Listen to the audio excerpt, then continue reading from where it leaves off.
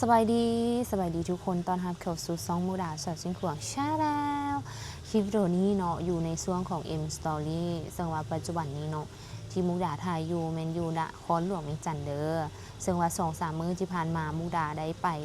ถ่ายเวียกอยู่ที่นครหลวงพระบางเดี๋ยวจะถ่ายคลิปแล้วก็ลงคลิปให้ทุกคนเบิ่งแต่ว่าณตอนนี้เนาะมุกดาขอมาอัปเดตสถานการณ์ที่คนลาวติดอยู่ในถ้ำ7 คนนั่นเองจะมาไล่เรียงสถานการณ์ให้ทุกคนได้รับรู้นำกันในคลิปวิดีโอนี้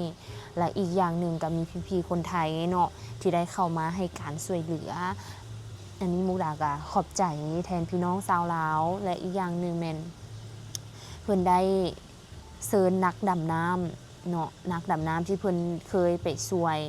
หมู่ป่า13หมู่ป่านะมาที่นี่แล้วก็ได้เข้าไปแล้วนะตอนนี้เพิ่นบอกว่าอัปเดตสถานการณ์ล่าสุดแม่นกำลังเข้าไปเกี่ยมสิฮอดเนาะประมาณ30 เมตร30 กิโลเมตรนะก็คือ30 เมตรนะจะฮอดจุดที่ว่าคนทั้ง7อยู่คิดว่าแม่นจุดโถงที่เป็นโถงของพวกเพิ่นที่อยู่นะทุกคน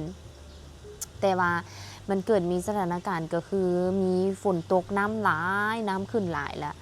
หุ่นมัวเนาะเพิ่นก็เล็งสูบน้ำออกตอนนี้แม่นเพิ่นกำลังเล็งสูบน้ำออกนั่นเองซึ่งว่าสถานการณ์ตัวนี้แม่นเกิดขึ้นอยู่ที่บ้านพันไซเมืองลองแจ้งแขวงไซสมบูรณ์แขวงไซสมบูรณ์แม่นอยู่ใกล้กับนครหลวงเวียงจันทน์เนาะเป็นแขวงหนึ่งที่มีแหล่งท่องเที่ยวหลายก็คือมีทางภูหัวโล้นแล้วก็มีบ้านที่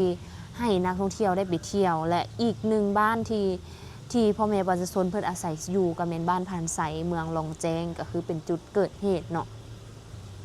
คือตามที่ได้ยินข่าวมาแม่นเพิ่นได้เข้าไปนะตอนนั้นอีกเนาะเข้าไปประมาณ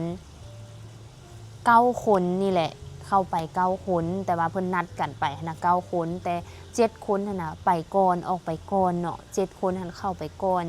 เข้าไปแล้วบัดนี้นะอีก2 คนนะนำไปอีก2 คนนำไปแล้วไปฮอดครึ่งทางเนาะเข้าไปในถ้ำเลิกแล้วไปฮอดครึ่งทางแล้ว2 คนนี้นะรู้สึกว่ามีฝนตกแล้วก็น้ำท่วมน้ำขึ้นมาหลายเพิ่นก็เลยย่านบ่รอดย่านบ่ไหวนะก็เลยกลับมาก็เลยตาวกลับมา2 คนนี้ก็เลยรอดแต่ว่าอีก7 คนนั้นเข้าไปแล้วบ่สามารถกลับมาได้เนาะแล้วทั้ง2 คนนี้ก็เลยไปตามอำนาจการปกครองบ้านอีกอย่างต่างๆเพื่อทำการช่วยเหลือทั้ง7 คนที่ติดอยู่ในถ้ำซึ่งว่าถ้ำตัวนี้นะทุกคนเป็นถ้ำน้อยๆเนาะเป็นถ้ำน้อยๆเป็นถ้ำธรรมชาติแต่ว่าเป็นถ้ำน้อยๆลงไปถ้ำน้อยๆลงไปแล้วมันจะมีโถงเนาะเพิ่นจะมีการขุดอีกอย่างจักอย่างนี่แหละเนาะทุกคนได้ยินเพิ่นเว้าแว่วๆมาว่าแม่นไปฮอนค้ำอยู่ทางในหั่นว่าซั่นลงไปแล้วก็ลงเรียบไปแล้วเพิ่นมีการขุดแน่ก็เลยว่าบ่ได้เป็นถ้ำธรรมชาติเนาะพี่น้องเนาะจะเป็นถ้ำที่ว่าเพิ่นขุดนะมันจะเฮ็ดให้มีดินถล่มบ่อีหยังบ่อยู่ทางในอันนี้ก็ต้องรอรุ่นน้ำกันเนาะทุกคนเนาะหลังจากที่เกิดเหตุมาได้ประมาณ 3-4 มื้อเนาะก็มีชาวไทยก็คือกู้ภัยชื่อดังเนาะเพิ่นได้เข้ามาทำการให้การช่วยเหลือตอนนี้ก็มาฮอดแล้วก็ได้เข้าไปทางในถ้ำเนาะเข้าไปทางในถ้ำเพิ่นถ่ายวิดีโอนะเดี๋ยวจะขึ้นให้ทุกคนเบิ่งเนาะป้าทุกคน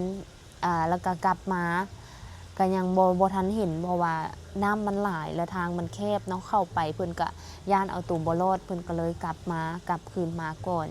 เพื่อให้สูบน้ำให้น้ำลดเนาะเพิ่นบอกว่าปัญหาที่ยากที่สุดก็คือมีฝนตกซึ่งว่าตอนนี้มีฝนตกก็เลยเฮ็ดให้การช่วยเหลือลาช้าแล้วก็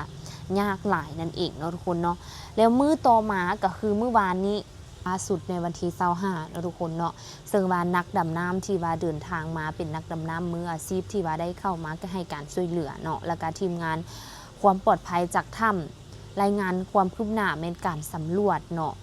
แมนกำลังดำเนินไปนั่นเองซึ่งว่าพื้นที่ในการค้นหาได้ถูกขยายออกและก็อุปสรรคที่พบก็แม่นดินทรายแล้วก็มีหินเป็นก้อนเป็นหูแบบเส้นผ่าศูนย์กลางประมาณ50 เซนติเมตรเกิดจากการไหลของน้ำเฮ็ดให้หินดังกล่าวเนี่ยตกลงมาซึ่งเป็นหูใต้น้ำที่สำคัญเป็นหูใต้น้ำที่มันมาตันหูตัวนั้นเนาะสถานที่ที่สงสัยของผู้ถือข้อให้ก็คือทาง7 ชีวิตนั่นแหละ เป็นสถานที่ที่แบบคิดว่าเขาเจ้าอยู่นี่แหละแต่ว่าก้อนหินตัวนั้นมาตันอยู่ตอนนี้นั่นเองเนาะทุกคนเนาะเพิ่นก็เลยส่งผลไปสำรวจก็คือทางมีทางกู้ภัยมีทางทีมงานลาวทีมงานไทยแล้วก็นักดำน้ำเนาะลงไปสำรวจเห็นบ่ทุกคนเดี๋ยวจะเอาขึ้นภาพให้ทุกคนเบิ่งเนาะเพิ่นไปสำรวจมาแล้วล่ะกำลังจะฮอดจุดที่ว่าคิดว่าคนที่ว่าหายตัวไปหรือว่าคนที่ติดในถ้ำอยู่ในหันแหละแต่ว่ามันมีหินนะมาตันหูตัวนั้นก็เลยไปบ่ได้เนาะเลยอีกอย่างหนึ่งมันมีฝนตกและน้ำมันขึ้นหลายก็เลยว่ากลับออกมาก่อนกลับออกมาประเมินสถานการณ์และหาวิธีทางก่อนเพิ่นเล็งสูบน้ำอยู่เนาะในตอนนี้เนาะทุกคนเนาะบ่ฮอด20 เมตรเนี่ยกู้ภัยค้นหาคน7 คนที่อยู่ในหันนะบ่ฮอด20 เมตรสิฮอดแล้วแต่ว่าเกิดเหตุการณ์แบบนี้เนาะทางน้ำทางอีหยังต่างๆเพิ่นก็กลับออกมาก่อนสูบเพื่อสูบน้ำให้น้ำลงก่อนแล้วจึงเข้าไปใหม่ตอนนี้แม่นเพิ่นกำลังเข้าไปนั่นเองเนาะทุกคนเนาะและเพิ่นคาดว่าจะมีการค้นพบภายใน2 มื้อค้นพบภายใน2 มื้อนี้เนาะทุกคนเนาะมื้อนี้และมื้ออื่นเพิ่นคาดว่าจะให้แล้วสำเร็จภารกิจภายใน2 มื้อเพิ่นว่าเพราะว่ามื้อนี้ก็น่าจะรู้ผลแล้วแต่เฮาก็ต้องมารอรุ่นน้ำกันเนาะทุกคนและอีกอย่างนึงหากก็ได้ยินข่าวมาว่าจากครอบครัวเพิ่นเนาะเพิ่นว่าเพิ่นได้เกี่ยมอาหารไปสำหรับ6-7 มื้อเพราะว่าเพิ่นจะเข้าไปฮ้อนเพิ่นจะเข้าไปอยู่ในถ้ำหั่นนะ6-7 มื้อว่าซั่นเนาะเพิ่นได้เกี่ยมอาหารไปแล้วก็เลยว่าคันว่าน้ำบ่ท่วมหรือว่าอันบ่เกิดมีน้ำท่วมหรือว่าหินตันอีหยังหั่นน่ะคันบ่เกิดคอห้ายนะเพิ่นก็น่าจะอยู่ได้เนาะทั้ง7 คนเพราะว่ามีอาหารมีหยังนำแต่แนวใดเฮาก็ต้องมารอลุ้นน้ำกันเนาะว่าจะเป็นแนวใดขอให้ทุกคนปลอดภัยก็แล้วกันเนาะและอีกอย่างนึงเนาะก็ขอบใจทางพี่ๆคนไทยเนาะพี่น้องคนไทยบ่ทิ่มคนลาวอีหลีเนาะทุกคนเนาะได้ฟ้าวเข้ามาช่วยเป็นคนทำอิฐเลยที่เข้ามาช่วยอันนี้เป็นน้ำใจอันสูงส่งที่สุดเนาะทุกคนเนาะเดี๋ยวสถานการณ์เป็นแนวใดมุกดาจะอัปเดตให้ทุกคนเบิ่งน้ำกันเด้อทุกคนเดี๋ยวทุกคนจะได้อัปเดตสถานการณ์ไปพร้อมๆกับมุกดาเลยเนาะแต่ว่าแนวใดก็แล้วแต่เนาะขอให้แบบดำเนินไปอย่างปลอดภัยแล้วก็มีพี่น้องเนาะหลายๆคนที่ตอนนี้เนาะให้การช่วยเหลือก็คือลงไปพื้นที่และกับพี่น้องที่ว่าเป็นครอบครัวของผู้ที่เข้าไปในถ้ำเนาะเพิ่นก็ล้อท่าบางคนก็อุ้มลูกเพื่อล้อท่าเฮ็ดทุกวิธีทางเนาะทุกคนเนาะบ่คิดว่ามันจะเกิดแบบนี้นะเนาะทุกคนเดี๋ยวคลิปนี้มุกดาจะได้ลาทุกคนไปก่อนเนาะแล้วพบกันใหม่ในคลิปต่อไปเดี๋ยวเอามาอัปเดตสถานการณ์ให้ทุกคนเบิ่งน้ำกันตื่มเด้อพี่น้องบ๊ายบายสบายดี